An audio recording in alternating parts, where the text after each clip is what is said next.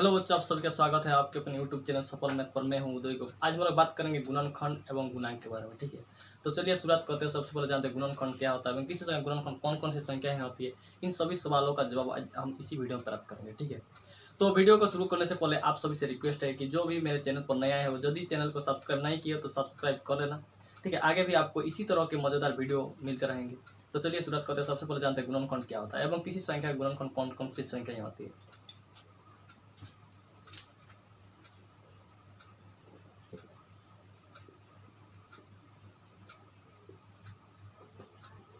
गुणनखंड इसे क्या कहते हैं? अपवर्तक भी कहते हैं। क्या? अपवर्तक।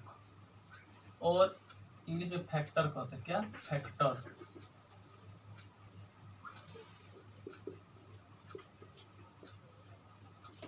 देखिए गुणनखंड क्या होता है। किसी संख्या गुणनखंड कौन कौन सी संख्या होती है। ठीक है, किसी संख्या को पूर्णतः विभाजित करने वाली संख्याएं उस संख्या का गुणनखंड होता है। क्या? किसी संख्या को पूर्णतः विभाजित करने वाली संख्याएं उस संख्या का गुणनखंड, चाहे किसी भी संख्या दिया रहता है। ठीक है, तो उस संख्या को जिन जिन संख्याओं द्वारा पूरी तरह विभाजित करेगा, कोई शेष पर नहीं बचेगा, तो ये संख्या उसका गुणनखंड होता है। क्या?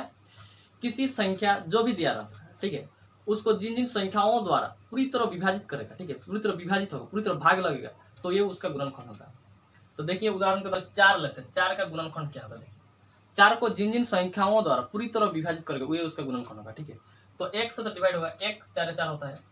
2 से डिवाइड होगा, 2 एकम 2, 2 दूनी 4 होता है, तो 2 होगा। फिर 3 से डिवाइड होगा, 3 से इसे भाग दो 4 को, 3 एकम 3 कितना, 3 दूनी 6 होता है, तो 3 एकम 3 हुआ, 4 से 3 एक शेषफल बच रहा है। तो ये 3 से पूरी तरह विभाजित नहीं हो रहा, शेषफल बच रहा, 3 नहीं हुआ। 4 से, हाँ 4 से तो डिवाइड होगा, तो 1 2 4 क्या हुआ? 4 गुणनखंड। इसी प्रकार देखिए 6 का गुणनखंड क्या होगा? 6 को जिन जिन संख्याओं द्वारा पूरी तरह विभाजित करेगा वो उसके गुणनखंड होगा। ठीक है, तो 1 2 से 2 या 6 होता है, 3 से 3 दूनी 6 होता है, इसी प्रकार 6 से 6, तो 1 2 3 6 क्या हुआ? 6 गुणनखंड हुआ। इसी प्रकार देखिए 8 का गुणनखंड क्या होगा? 8 को जिन जिन संख्याओं द्वारा पूरी तरह विभाजित करेगा तो ये 8 का गुणनखंड होगा। ठीक है, तो ये 1 2 से डिवाइड होगा, हाँ 2 चौके 8 होता है। इसी प्रकार 3 से, 3 के पहाड़ में 8 आएगा, 3 एकम 3 3 दूनी 6, 3 3 9 हो रहा, 3 के पहाड़ में 8 नहीं आएगा। फिर 4 4 एकम 4 4 दूनी 8 होता है, तो 4 हुआ 8 गुणनखंड। इसी प्रकार 8 से डिवाइड होगा, फिर 8 से डिवाइड होगा, 5 से भी नहीं होगा, 6 से भी नहीं होगा, 7 से भी नहीं होगा, तो 1 2 4 8 क्या हुआ? 8 का गुणनखंड। इसी प्रकार देखिए 12 लेते हैं। 12 का गुणनखंड क्या होगा? देखिए 12 को तो 1 से डिवाइड होगा, 1 12 12 होता है, 2 से 2 6 के 12 होता है, इसी प्रकार 3 चौक के 12 होता है। इस बार 4 से डिवाइड होगा, 4 से भी डिवाइड होगा, 4 तिया 12, इसी प्रकार 5 से डिवाइड होगा, नहीं होगा, 5 एकम 5 5 दूनी 10, 5 तिया 15 हो रहा, तो 12 से तो ज्यादा हो रहा, 5 से 5 के पहाड़ में 12 नहीं आएगा। ठीक है, 6 से डिवाइड होगा, 6 हाँ 6 दूनी 12 होगा। इसी प्रकार 7 से डिवाइड होगा, 7 से भी डिवाइड नहीं होगा, 8 से डिवाइड होगा, नहीं होगा, 9 से नहीं होगा, 10 से डिवाइड होगा, नहीं होगा, फिर 12 से डिवाइड होगा, तो 1 2 3 4 6 12 क्या हुआ? 12 गुणनखंड हुआ। ठीक है, तो हम समझ गए किसी संख्या गुणनखंड क्या होता है? उस संख्या को जो भी संख्या दिया रहता है, ठीक है, उस संख्या को जिन जिन संख्याओं द्वारा पूरी तरह विभाजित करेगा तो ये उसके गुणनखंड होगा। और एक उदाहरण लेकर समझते हैं। 24 दिया रहा था, 24 से गुणनखंड क्या होगा? ठीक है, तो 24 को 1 से डिवाइड होगा, 2 से डिवाइड होगा, देखिए तो 2 से इसे डिवाइड करके देखो, 2 एकम 2, फिर 4 नीचे 2 दूनी 4, तो इसमें तो डिवाइड हो 2 12 24 हो रहा ना, तो ये 2 होगा। ठीक है, फिर 3 से डिवाइड होगा, 3 से डिवाइड करके देखो 24 को, 3 से 3 8 24 होता है ना, तो ये 3 भी होगा 24 के गुणनखंड। 4 से डिवाइड करके 4 6 के 24 होता है, तो 5 के पहाड़ में 24 नहीं आएगा। ठीक है, 6 हाँ 6 चौके 24 होता है।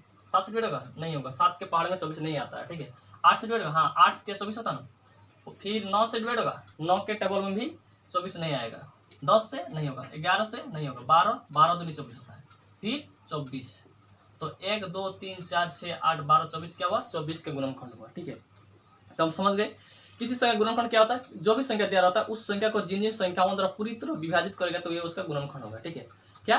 किसी संख्या को पूर्णतः विभाजित करने वाली संख्याएं उस संख्या का गुणनखंड होता है, जो भी संख्या दिया रहता है। ठीक है, तो हम समझ गए। इसके बाद हम जानेंगे गुणांक क्या होता है। गुणांक, तो आइए जानते हैं गुणांक क्या होता है। गुणांक देखिए इसे हिंदी में क्या कहते हैं? गुणज भी कहते हैं। क्या कहते हैं? गुणज। और अपवर्तज भी कहते हैं। क्या? अपवर्तज। और इंग्लिश में क्या कहते हैं? मल्टीपल। मल्टीपल। ठीक है, तो आइए समझते हैं गुणांक गुणज या अपवर्त क्या होता है, ठीक है, या मल्टीपल।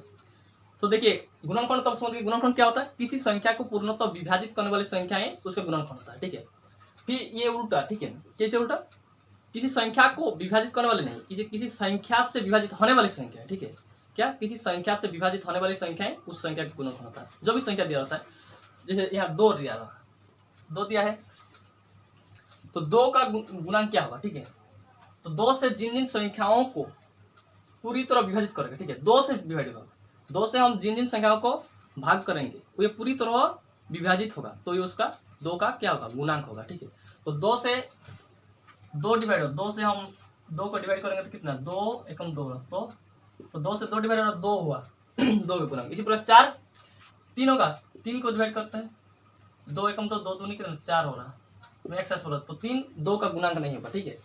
जो भी संख्या दिया रहता है उस संख्या से जिन जिन संख्याओं को पूरी तरह विभाजित करेगा, ठीक है, पूरी तरह विभाजित होगा, तो ये उसका गुणांक होता है। फिर देखिए 3 नहीं और 4 को 2 से डिवाइड करते हैं, 2 दूनी 4, हाँ 2 से तो ये पूरी तरह विभाजित हो रहा है, तो ये 4 होगा।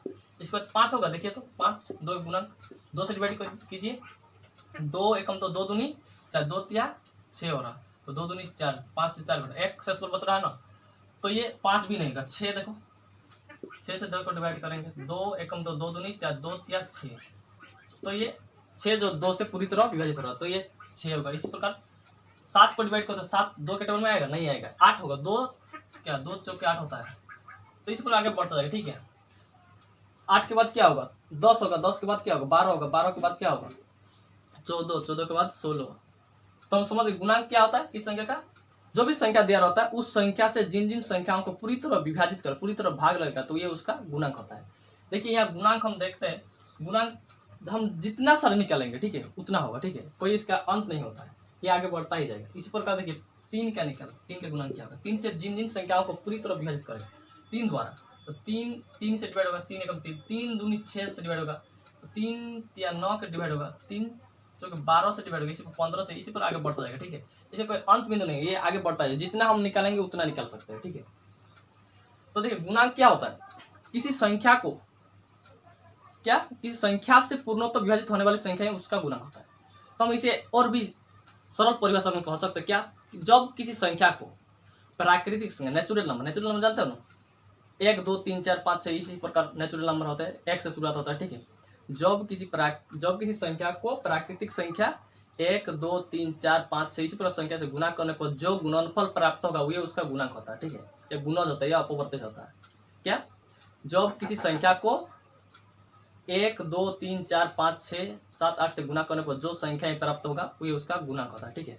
हम भाग देकर कैसे पता कर सकते हैं, भाग देकर हमें बहुत समय लगेगा, ठीक है, तो हम आसानी से इस प्रकार पता कर सकते हैं। 4 गुणांक क्या होगा, जब 4 को 1 से मल्टीप्लाई कीजिए, 4 एकम 4, 4 दूनी 8, 3 से मल्टीप्लाई 4 12, 4 4 कितना होगा 16, 4 5 से 20, 4 6 24, 4 7 28, इसे गुणा करने पर जो संख्या प्राप्त होगा उसका क्या होगा, गुणांक। इसी प्रकार देखिए 9 का गुणांक क्या होगा, 9 को जब हम 1 2 3 4 5 6 इसी प्रकार संख्या से मल्टीप्लाई करेंगे, गुणा करेंगे, तो जो संख्या प्राप्त होगा वो उसका गुणांक होगा। तो 9 को 1 से 9 एकम 9 होगा, 9 से 2 गुना करेंगे तो 9 दूनी 18 होगा, 9 से 3 9 3 कितना 27 होगा, 9 को 4 से गुना करें 9 4 कितना होगा 36 होगा, इस पर 9 से 5 गुना करें 9 5 से कितना 45 होगा, इस पर आगे बढ़ता जाएगा, ठीक है। तो हम समझ गए गुणांक गुणनखंड, ठीक है। गुणनखंड में हम क्या देखें, गुणनखंड की जो संख्या होता है वो एक निश्चित होता है, हम उसे गिन सकते हैं 2 3 4 5 6 8 10 इस प्रकार हम उसे गिन सकते हैं, परंतु गुणांक की संख्या जो है ये अनगिनत होता है, हम जितना सारा हो सकता है हम निकाल सकते हैं।